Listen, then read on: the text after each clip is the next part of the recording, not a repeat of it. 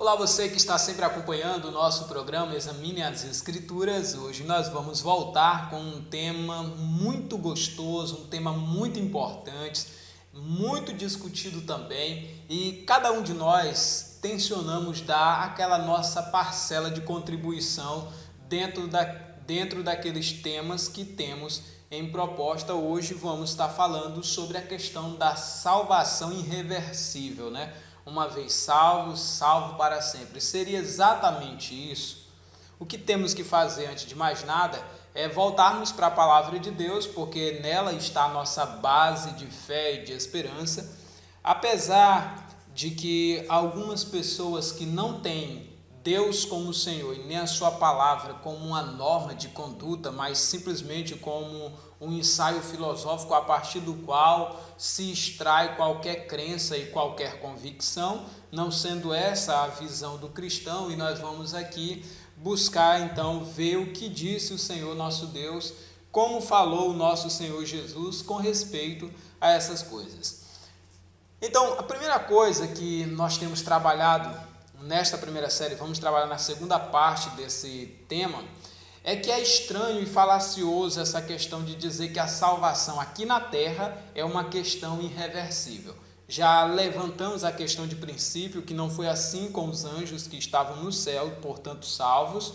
O homem que foi criado por Deus perfeito, santo, incorruptível, incontaminado, não foi assim com ele. E por que o seria agora conosco? Aí alguns dizem, não, é porque em Adão todos morrem, mas também a Bíblia diz que em Jesus todos vivem.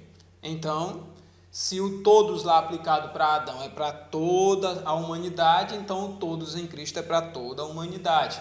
E eu acredito que em Cristo toda a humanidade vive, mas se confessar Ele como Senhor e Salvador, como dizem as Escrituras, se com a tua boca confessares a Jesus como Senhor.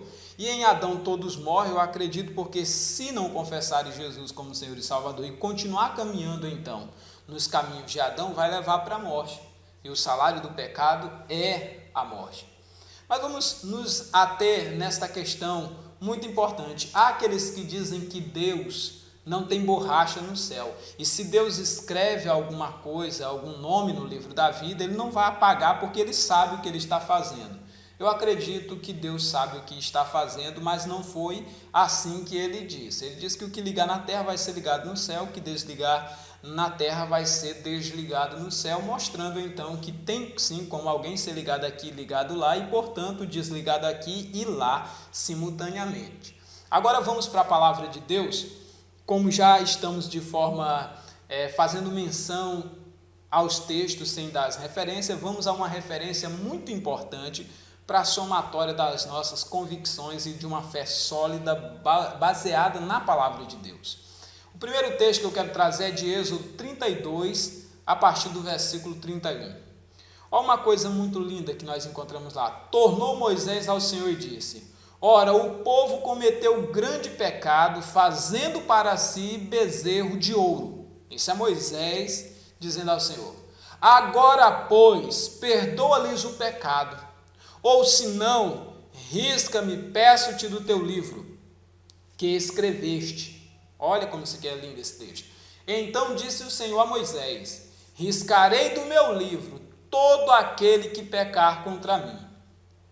Esse mesmo episódio nós sabemos que foi colocado de um lado aquelas pessoas que não queriam seguir ao Senhor, mas queriam continuar com aquela crendice de que o bezerro de ouro era o Deus que os havia tirado da terra do Egito, e portanto foram mortos a fio da espada, porque o salário do pecado é a morte, foi a morte e continua sendo a morte. No Antigo Testamento a punição era logo na sequência do ato do pecado, e agora na nova aliança haverá um dia em que com justiça Deus vai trazer a juízo todas as coisas, e Ele vai separar os bodes das ovelhas, independente do que ensina a teologia da libertação, que na verdade virou a teologia do liberalismo no Brasil, encabeçado por alguns líderes que exaltam e glorificam e endeusam, entronizam a teologia, a filosofia sobre a palavra de Deus, colocando os postulados filosóficos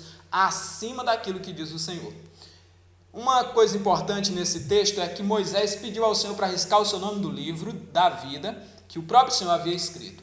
Bom, se aqui fosse um erro de Moisés, supor que Deus faria alguma coisa que ele não faria, Deus não tinha entrado na onda de Moisés dizendo, eu vou riscar do meu livro, mas só vou riscar aquele que pecar contra mim. E Deus foi sensato, quem não pecou contra mim, eu não vou riscar, Moisés. Agora, todo aquele que pecou contra mim, eu riscarei. E juntando com aquilo que Jesus disse logo na fundação da sua igreja, de que pessoas podiam ser ligadas a essa igreja aqui na terra e, portanto, ligadas no céu, e desligadas dessa igreja aqui na terra e desligadas no céu, então fica muito claro.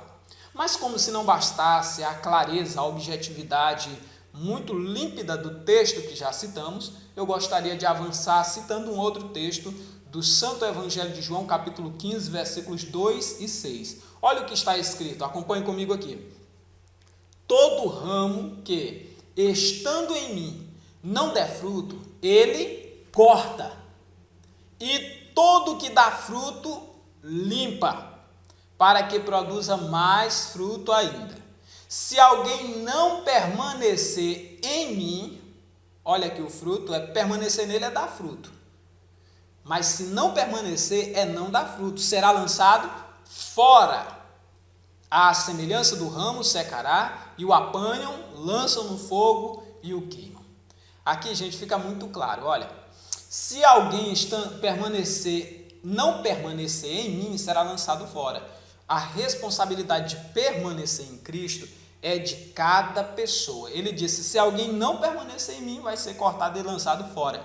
Alguns dizem, olha, se não permanece no Senhor é porque na verdade nunca esteve nele. Não é isso que ele está dizendo, não. Ele está dizendo, se não permanecer em mim. E ele diz que todo ramo que estando em mim, olha só, Jesus diz que o ramo que está nele, e não der fruto, será cortado. Fica muito claro, não dá para lutar contra as evidências. É como o Senhor apareceu para Paulo na estrada de Damasco e disse, Paulo, duro é para te lutar contra os arguilhões. Duro é para te lutar contra a verdade, lutar contra as evidências. Não faça isso. E eu convido ao meu amigo que, se você é um desses que está indo nessas modinhas estranhas, que estão surgindo, dado a grande intromissão dos falsos ensinos dos liberais sobre a igreja, meu irmão, arrependa-te, volta, lembra-te, pois, de onde caíste, porque Deus te ama e deseja algo melhor para você do que esse caminho de ilusão. Um outro texto para a gente selar esse argumento e selar com sólidos fundamentos, nós vamos encontrar em Romanos capítulo 11, versículos de 21 a 23. Todo o capítulo 11 fala sobre isso. Mas vamos lá. Olha o que diz. Porque se Deus não poupou os ramos naturais, gente, quando diz ramos naturais que não foram poupados, nós não estamos falando de uma árvore trepadeira, de uma zambujeira que foi lá e se infiltrou contra a vontade. Não tem isso em Cristo, não. Ninguém se aprega em Cristo, ninguém se enfia em Cristo contra a vontade dele. Não tem isso, não. Ele diz assim, porque se Deus não poupou os ramos naturais, por isso dispensa aquele comentário, é porque vem um pássaro e ele faz o cocô numa árvore e nasce uma planta estranha na árvore e aquela planta estranha está na árvore. Mas ele não está dizendo isso, ele disse os ramos naturais não foram poupados por Deus. Também não te poupará a ti. Veja, vamos ler mais profundamente. Considerai, pois, a bondade e a severidade de Deus. Deus tem a bondade e Deus tem a severidade. A teologia da libertação, que hoje é a do liberalismo, ensinado pelo seu Caio, pelo seu Ed René, por tantos outros nomes que estão aí em evidências, que mais consideram filosofar do que pregar a palavra. Pregue a palavra, voltemos à palavra, ensinemos a palavra de Deus como palavra de Deus e não como meros pontos de partida para ensaios filosóficos e afirmações argumentativas por bases sofismáticas de mentes desviadas da verdade do Evangelho. Parem com isso. Olha o que esse texto vai dizer ainda mais profundo. Considere a bondade de Deus e a severidade de Deus. Para com os que caíram, só cai quem está de pé. E o apóstolo Paulo disse, quem está de pé, olhe para que não caia. Isso é fato. Se aquele que Deus levantou não cai, então olha o que ele disse lá na palavra, e esses aqui que estavam em pé caíram, e Deus foi que levantou a nação de Israel. Presta atenção mais. Severidade. Né? Para com os que caíram, severidade. Mas para contigo, a bondade de Deus. Como a bondade de Deus? Se nela permanecerdes. Olha só, se nela permaneceres, a bondade de Deus vem sobre ti. Doutra sorte, também tu serás cortado.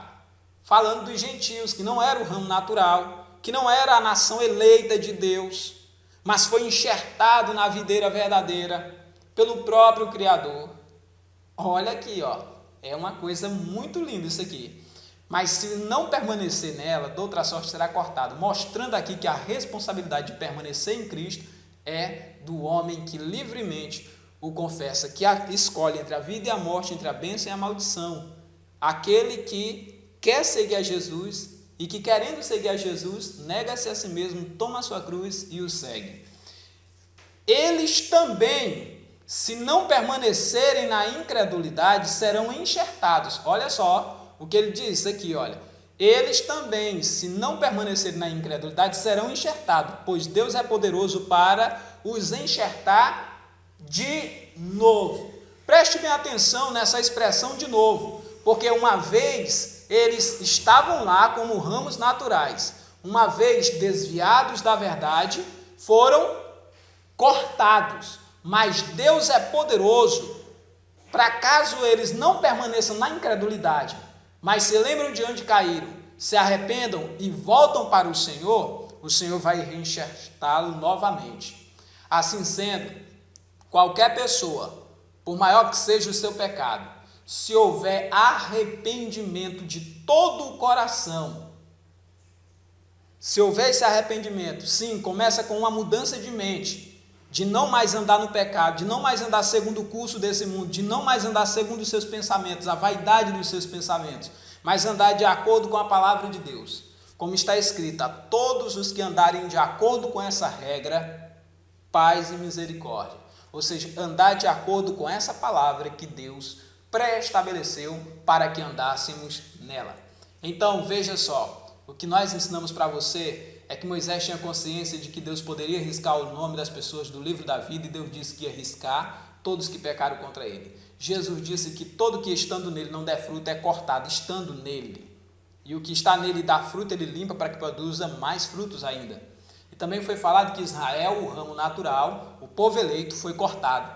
Mas, se eles não permanecerem na incredulidade, na sua via pecaminosa, eles serão novamente, pelo poder de Deus, enxertados de novo, como diz o texto, porque uma vez estiveram lá. Então acaba-se aqui aquela falaciosa frase de quem foi cortado, ou quem saiu, ou quem se desviou, é porque nunca esteve lá, é porque nunca se converteu, é porque nunca foi da videira verdadeira. Esse tipo de ensino é papo de piedoso que nega a fé. E aí já parte para o outro lado, embarcando na vereda de estar lutando contra as palavras do Criador. Portanto, fingindo piedade, negando a fé, destes, afasta-te, diz a palavra de Deus. Quanto a ti, permanece naquilo que aprendeste, que tens visto e ouvido da parte de Deus. E o Deus de paz será